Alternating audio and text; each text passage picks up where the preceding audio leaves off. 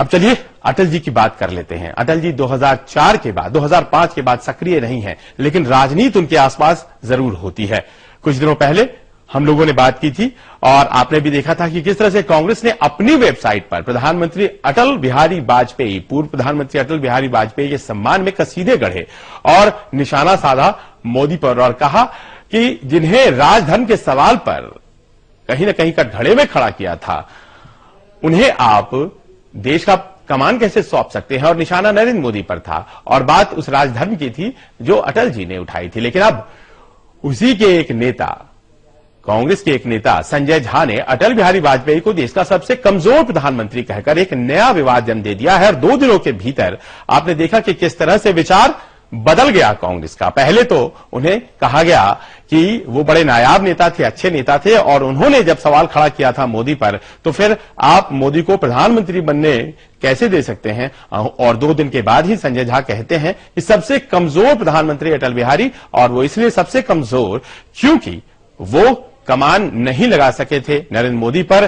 कंधार आतंकवादियों को ले जाया गया था उनके दौरान और मुशर्रफ के लिए उन्होंने दरवाजे खोले थे, उन्हें बेहतर भोजन खिलाया था, जबकि करगिल में कई जवानों को पाकिस्तान की सेना ने मारा था। और इसमें अगर कहा जाए वो सबसे कमजोर है तो गलत क्या है।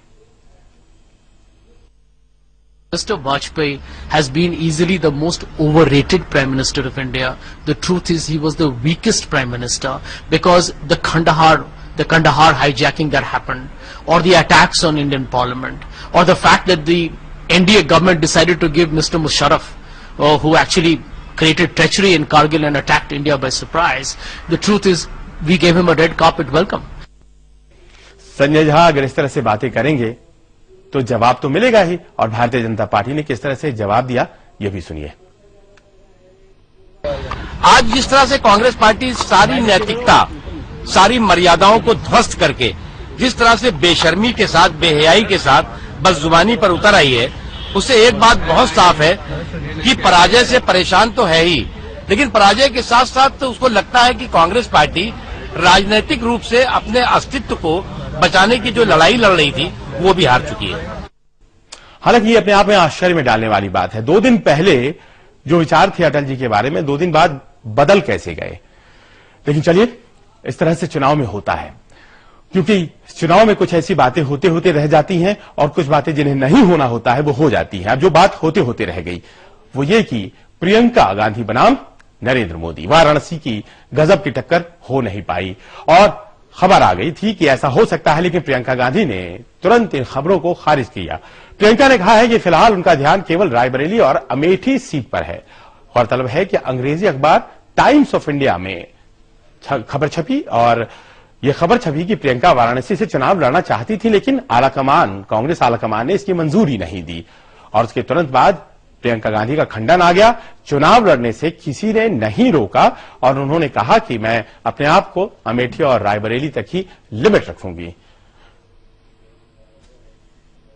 उधर कांग्रेस ने भी ऐसी खबरों का खंडन किया आधिकारिक तौर पर और कहा कि प्रियंका चुनावी राजनीति में कूदने का फैसला खुद करेंगी। अब चुनावी राजनीति की बात कर रहे हैं क्योंकि सक्रिय राजनीति में जाहिर तौर पर प्रियंका कब की आ चुकी हैं। पर्दे के पीछे से आजकल वो राहुल गांधी, सोनिया गांधी की जमकर मदद कर रही हैं, लेकिन चुनावी की राजनीति में कब वो आती हैं ये तय होना बाकी है।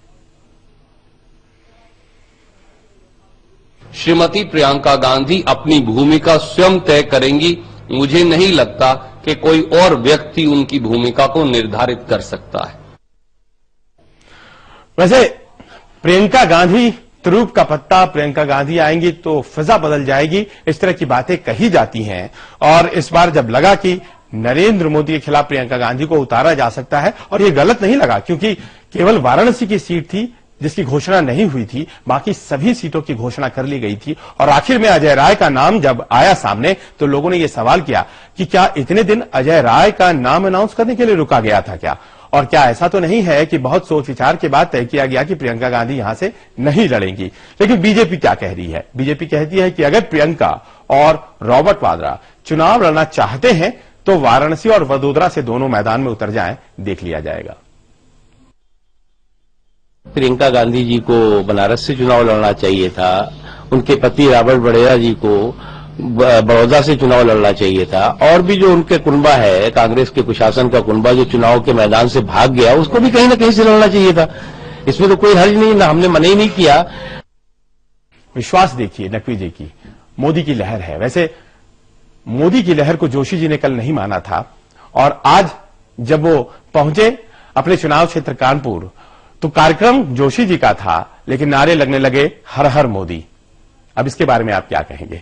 वैसे राजनाथ जी ने जोशी जी की बात मानी और कहा कि जी नहीं, कोई लहर नहीं है मोदी जी की, दरअसल भारतीय जनता पार्टी की लहर है। जोशी जी सही कह रहे हैं, लेकिन आज की तारीख में मोदी और बीजेपी में कोई अंतर नहीं है। एक विराम ले लेते हैं।